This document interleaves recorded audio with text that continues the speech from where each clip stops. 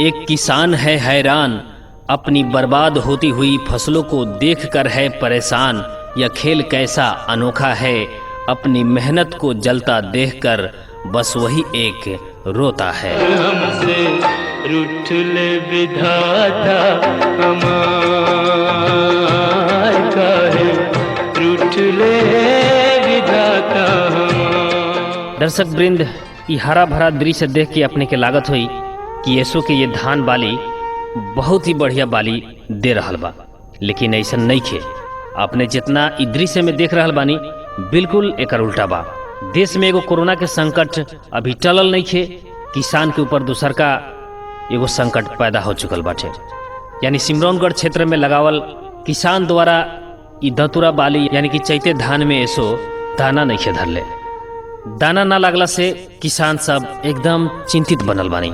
12 जिला के स्वर्ण गांव पालिका, पचरौता नगर पालिका, आदर्श कोतवाल गांव पालिका, साथ ही सिमरौनगढ़ नगर पालिका लगायत के क्षेत्र में लगावल गई 1442 चैते धान में दाना ना धैला से इस क्षेत्र के किसान लोग एकदम दोहरा मार में पड़ल बानी। दर्शक वृंद, इ धतूरा के खेती करके फिर से किसान दूसर का खेती धान के करेला लोग, और यही खर्चा निकाल के दूसर का खेती भी करे में लोग के आसानी होखेला। लेकिन ऐसो ऐसा नहीं है। डबल मार में पड़ल किसान एकदम चिंतित बानी। धान के बाली के जौन अभी अवस्था देख रहल बानी, ऐसे लाखों के क्षति किसान के भइल बाटे। इ दृश्य जौन अपने देख रहल बानी, इ सिमरौनगढ़ नगर पालिका वार्ड नंबर 4 हरियरपुर के दृश्य रहल बाटे। 15 बीघा लगभग इस क्षेत्र में धतूरा की खेती भइल बाटे, लेकिन सभी के सभी बाली में दाना ना पकड़ला से किसान एकदम बहुत बड़का मरका में पड़ल बानी।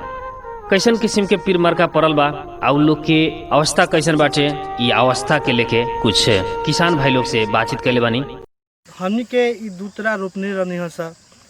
ई कोरोना वायरस रहल ही रहलक है। दूसरका में हमनी के ई कौन महामारी आ गेल, धान में अभी तक ले हमनी के वापसी चाहे हमनी के दादा जो लोग बा उ लोग सब केहू कहत बा कि ऐसन प्रकृति कहियो ना भे रहलक है। कह के ई अपने देखै तो हम सब बाल बा, सब किस्म के सब चीज़ बा, बुझ गए नी। मने एमे एगो दाना नहीं के, जैसे है धान बा, देखू एक सबसे बड़का बीमारी बा ई है। देखल जाओ है बा एमे ई सब अपने पटुआ हो जाए, मुँह फाड़ जाए, एमे कीड़ा लग जाए, एमे कुछो नहीं के धरत। पूरा हमारा हरियरपुर गांव में लगभग 15 बीघा खेती भेल बा। बहुत लोग गरीब बा, बहुत लोग कर्जा कार के सब केहू रोपले बा। सब केहू के धान सब केहू के सने हो गई बा। ऐसो अपने कितना खेती कैले बानी धतूरा के? जी हम कैले बानी 10 कट्ठा। 10 कट्ठा में लगभग 30,000 रुपया लागेले हुई। ये अपने के हिसाब से खास करके कि बीमारी के कारण का हो सकता? पहले हमरा बुझाइल कि दवाई के डोज के कारण से हो गई बा, और ये हमरा ना बुझाइल दवाई के डोज से हो गई बा। तब हम पिताजी के कहनी कि दवाई के डोज के कारण ही हो चुकल बा। अब सब लोग में ऐसने कारण होए लागल, तो हमरा में दवाई कारण तो दूसरे लोग में तो ना हुई। तो हम एगो बाल लेनी ऐसने एकरा के बाजार पर जौन औषधि दुकान सब बा, दवाई संबंधी बीज भंडार सब, ओमे गए ने, ओमे पूछनी कि देखल जाओ सर है कैसन कैसन बात बा।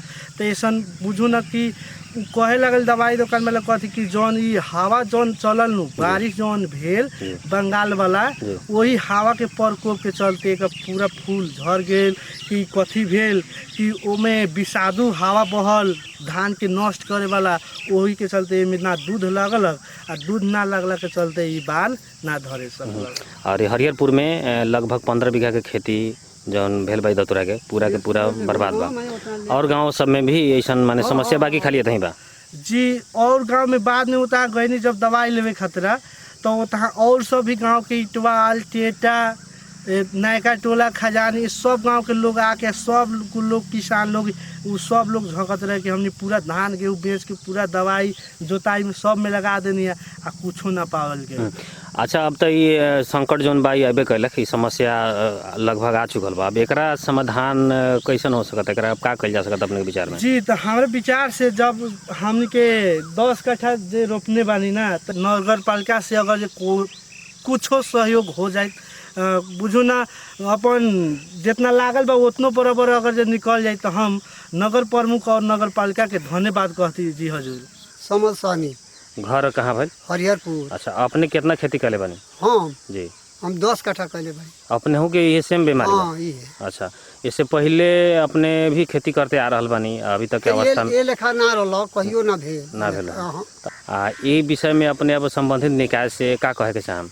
अब तनका ये अब कौन हमनी के जौन खर्च बर्च करे भाई तक वो लोग के निगाह होई तो हमनी के कुछ उधार होई, दोसर कथी। लाल बाबू सहनी हरियरपुर वार्ड नंबर 4 से हम बोल करी। अब ऐसा बा कति बार जई धान सब है सब बात में कति बार एथी फूल होई त सब करिया हो जाई त अपने मने में बिया ना होई त ई फरते नहीं थे।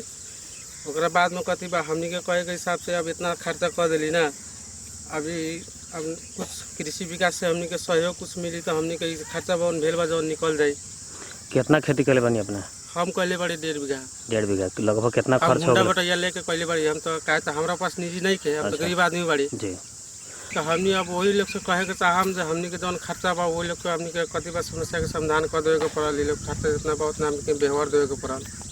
अपने के खेत में तो अभी ठावा ठाई बाल देख रहल बाड़ी। देखू ना सर, सब फूटल बा लेकिन एको गो दाना में नहीं के सर आइल। देख लू आके अपने। अच्छा, ये जौन पहले फूट गल बा में दाना नहीं खेल? अभी दाना नहीं खे आइल।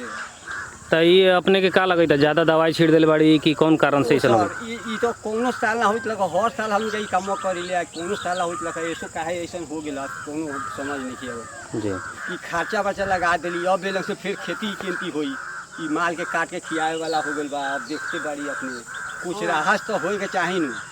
अब हमनी के अब का हवा हुरी के हिसाब लागल। अच्छा, कि हमनी के अंदाज बा उहे। अब ये वो खेती अभी समाप्त नहीं भेल तो दूसर खेती करे के भी समय आ गया। समय आ गया। ऊपर से लॉकडाउन के कारण लोग के जनजीवन अस्त व्यस्त बा। जी। ये अवस्था में अपने संबंधित निकाय से का कहे के चाहम? कुछ हमनी के उपलब्धि हो कह के इहे से तो हमनी एगो आशा रखले बड़ी एगो नगर पालिका से। अच्छा, मन कितना उपलब्धि हो जाए तो ठीक रही?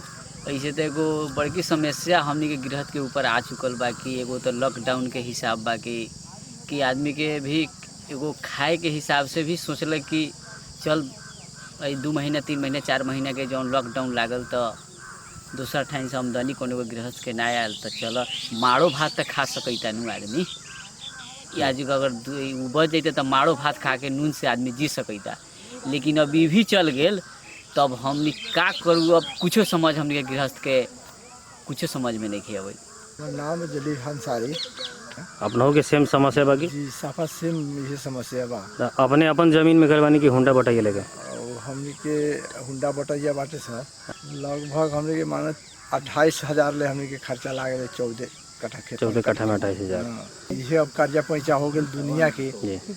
अब यही में हमने परेशान बड़ी अभी तो दोसर खेती के। मुखिया जी लोग से अब का कहे के चाहम? कहे के चाहम हमने के से हमने के कुछ मदद होए के पड़ल, हमें कुछ उपलब्धि होए के पड़ल, हमने के कुछ साहस मिले के पड़ल। अपने के भी अनुभवी किसान भी बाड़ी खेती संबंधी, ऐसा समस्या से पहले देखले रही कब? ना, कभी नहीं देखा। अच्छा, ये खास करके इमें काथी हो गई बाटे ये सो दंतरा के धान में? ये सोचे फूटे जाते खड़े रह जाते में बाल उल लभत नहीं कि सोचे खड़े रह जाते। अपने की कैसे मालूम भेल कि ये दाना नहीं खेला? अभी तो यही लेखन करी साला फूट के लभ जाले या बाल काहे अच्छा, के लभ। मतलब धान फूटते लभे लागल है। हाँ, खड़ा काहे बा ऐसो? खड़े रह। कितना खेती करे बड़ी अपने ऐसो? हम तो कर बड़ी सर 2 बीघा। 2 बीघा। कितना खर्चा लगा दिले अभी तक? हम में 40,000 रुपये लगा दिए। अब हम कहते ये कहे के बस अब हमनी के तो इतना खर्चा कर दिली, अब हमनी के कुछ साहस करे के पड़ल, में देखे सुने के पड़ल। अपने ऐसो कितना खेती करे बड़ी? 9 कट्ठा। 9 कट्ठा। अपने की भी दंतरा में सेम समस्या बा की? हाँ, समस्या तो बा, समस्या सब। कैसन किस्म के समस्या बा अपने खेत में? वो अब दूधे नहीं के धराई थे यानी इनकी बाली रह जाता। अपने के नाम? उपेंद्र प्रसाद कुशवाहा, घर? हरियरपुर। हाँ, ऐसो अपने कितना खेती करे बड़ी? खेती तो 15 कट्ठा ले धान बा। अपनों में ये सेम समस्या बा? हाँ, पूरा पकड़ते जा रहा है, पूरे पकड़ते जा रहा। तो ये इससे पहले ऐसा समस्या बहुत लोग बतानी कि ना रहे, अपने क्या लगा था ये फर्स्ट टाइम ऐसा समस्या बाकी? फर्स्ट टाइम समस्या भाई। हाँ, तो ये होके के कारण का लग रहा अपने का? तो बहुत दिन से खेती कर रहे, कुछ तो अनुभव हुई अपने के? होखे के कारण हवे पानी बाटे, हवा बाटे। अच्छा, ये कुछ दिन पहले हवा जन कस के बह रहे में फूल धरे उझड़ गए।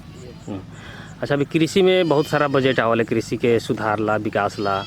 आप इतना क्षति हो गई अपने लोगन के, संबंधित निकाय से अपने का कहे के चाहम? संबंधित निकाय से हम यही कहे के चाहम कि आके लोग अनुगमन करो, अनुगमन करके आ इनके क्षतिपूर्ति दो धान के। अपने से कितना खेती करे बड़ी दतुरा के? ऐसो खेती हम 5-6 कट्ठा कर ले। खर्चा लगभग कितना लगा दिली? खर्चा 5,000 से ऊपर लागल बा। अच्छा, अपनहु में उहे समस्या बा कि अपने के ठीक ठाक बा? समस्या अब अभी फूट रहल बा धान, अब देखला से वही लोग कहते हमरो नहीं तो ये कहम कि सरकार एक निरीक्षण करके एक क्षतिपूर्ति के समझो। दर्शक वृंद, अभी हमने सिमरौनगढ़ नगर पालिका वार्ड नंबर 6 में लगावल खेती के दृश्य दिखा रहल बानी। यहाँ के अवस्था के बारे में हम बता रहल बानी। सेम उहे अवस्था सिमरौनगढ़ के अन्य वार्ड में भी बाटे। जो अपने कंधों पर देखो खुद हल लेकर चलता है, आज उसी की कठिनाई का हल क्यों नहीं निकलता है।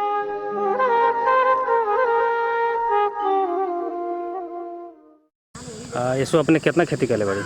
इसमें लगभग 18 कट्ठा कर ले बड़ी। 18 कट्ठा में लगभग खर्चा कितना हो गया? जी खर्चा तो बहुत हो गया बा। ई समस्या जोन बाटे धान के सुने में आ रहा बा कि अपने के छोटका इटवाल में ही सबसे ज़्यादा समस्या बा। और ये सबसे ज़्यादा हमारा इटवाल में बा। हाँ, तो इससे पहले ऐसा समस्या रहे कि? इससे पहले कोनो साल में ऐसा समस्या न रहे। हाँ, का लाग रहा बा? कारण कथी हो सकता? कारण तो दुकानदार से दवाई एगो दिलक है ये चलाऊ, लेकिन तब पर भी हमरा आशा नहीं खेला कि अभी मैं दूधे नहीं के तो दवाई चला से कहाँ से दाना कहाँ से डाली। मतलब जो झाड़ में अपने दिखा रहा बड़ी झाड़ में दाना में दूध धरे के चाहिए सबसे पहले। दूध रही तबे तो होई। अच्छा, लेकिन एमे दूध नहीं के तो फिर भी दवाई चला से हमरा समझ में नहीं कि दवाई चला पर दूध थोड़े आ जाए। जन खत्म हो गल जब ना हो जी। अब एगो संकट अभी अब कोरोना के दुनिया से हटल नहीं है, ऊपर से किसान के ऊपर बहुत बड़का मरकाई बहुत बड़ा का चढ़ गल बाटे। यह खेती करके आए वाला जो खेती होखले भदे के सरिहन के करले लोग किसान लोग जी। अभी खेती बर्बाद हो गई, अगला खेती ला भी चिंता के विषय बढ़ गए जी। चिंता बढ़ले बा। संबंधित निकाय से अपने का कहे के चाहें? और हमनी के तो कहे के बा कि अब इतना हमनी कहले बारी तो हमनी के सरकार के क्षतिपूर्ति अगर दे दिहन तो ठीक है बनता। हमनी का के लेखा जियल जाए।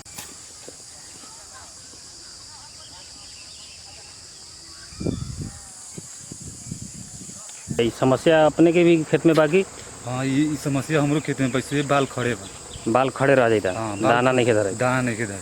तो ये जीटीओ लोग से दिखैली कि ना जहाँ से दवाई वाई ले ले वहाँ जे ऐसा काय हो गल कह के? ना वहाँ नहीं देखल जाए। तो कथी कहे के चाहे अपने अपन मुखिया जी लोग से? अब ये चाहम अभी समस्या बा, अभी धान कैली खेती कैली तो खड़े हो गए, अभी कहाँ से अब क्षतिपूर्ति हम लोग खाए में ये बा। कुछ क्षतिपूर्ति मिल जाएगी चाहे? हाँ, क्षतिपूर्ति मिल जाए तो कुछ खाए वाला ठीक रही। अपने ऐसो कितना खेती करे बड़ी? 5 कट्ठा। अपनों में ये समस्या बा? हाँ।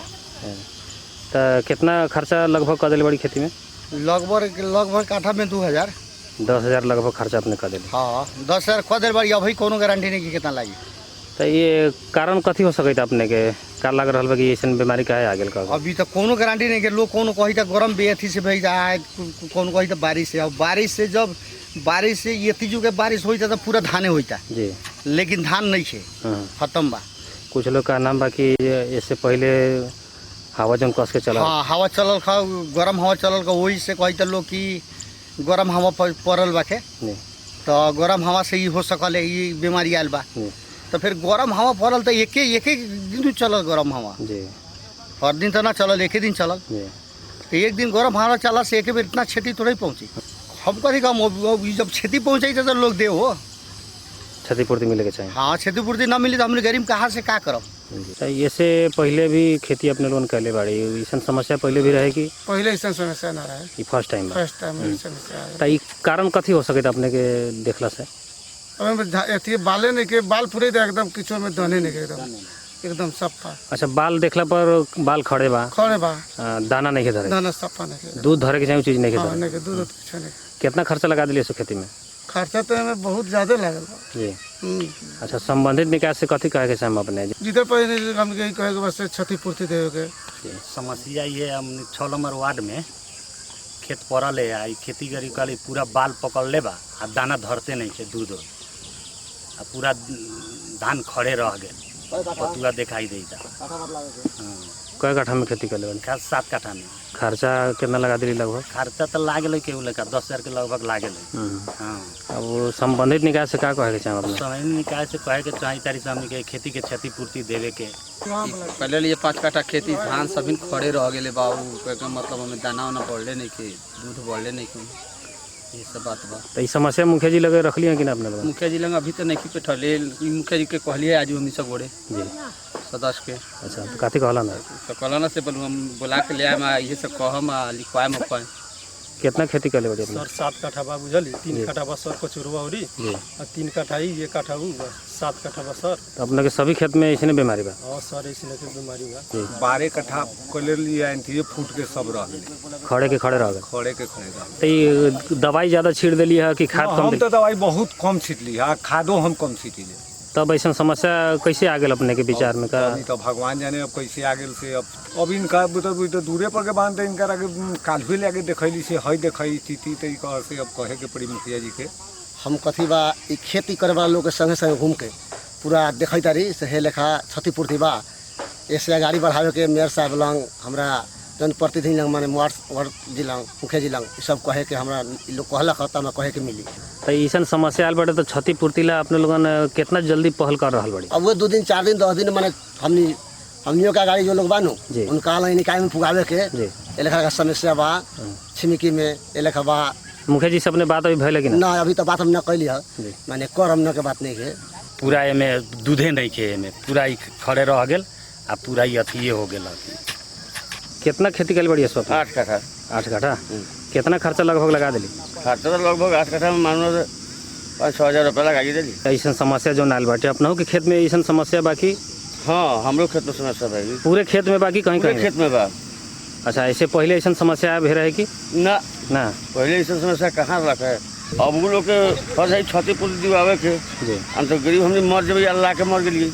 ऐसो लगभग वह 10-12 कट्ठा के आसपास। हुंडा ले बाड़ी की अपन निजी जमीन? सब हुंडा बटैया बा। हुंडा बा। अपनों के धान में समस्या बा? जी सब में भाई। तो खेती पहले से करते आ रहा बाड़ी की ऐसो कैली है? जी बहुत दिन से करे दारी। इससे पहले ऐसा समस्या ना रहे? ना ऐसे पहले ऐसा समस्या ना रहा। कितना ले खर्चा लगा दिली अपने खेती में?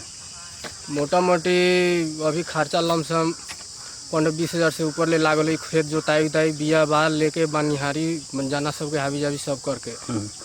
अब मुखिया जी लोग से क्या कहे के चाहे क्षतिपूर्ति जौन बात वही लोग? मुखिया जी सब से तो ये कहे के चाहे हम कि अब हमनी के जौन क्षति भेल बा उस समय तिका नगर पालिका द्वारा कुछ सहयोग अब हमनी के माने मांगे तारी सब आदमी मिलके।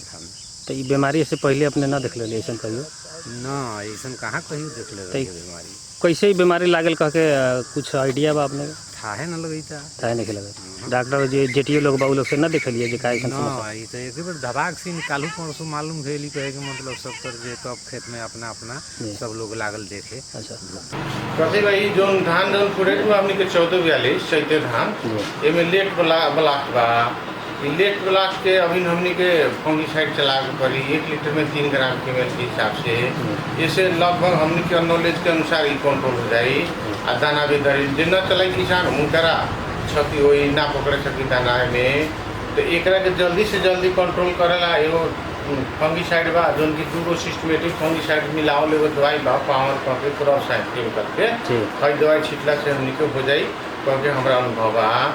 एकरा के चलावे के इससे अपने के ज़्यादा से ज़्यादा कंट्रोल करे। किसान लोग कह रहा बा कि एमे दूधे नहीं के धैले तो दाना कैसे धरे? तो ना चलाला से तो दूध ना आई दाना भी ना आई। पूरा ब्लास्ट रोग जो बनू ये लेट ब्लास्ट अभी मछली में भी धरल बा।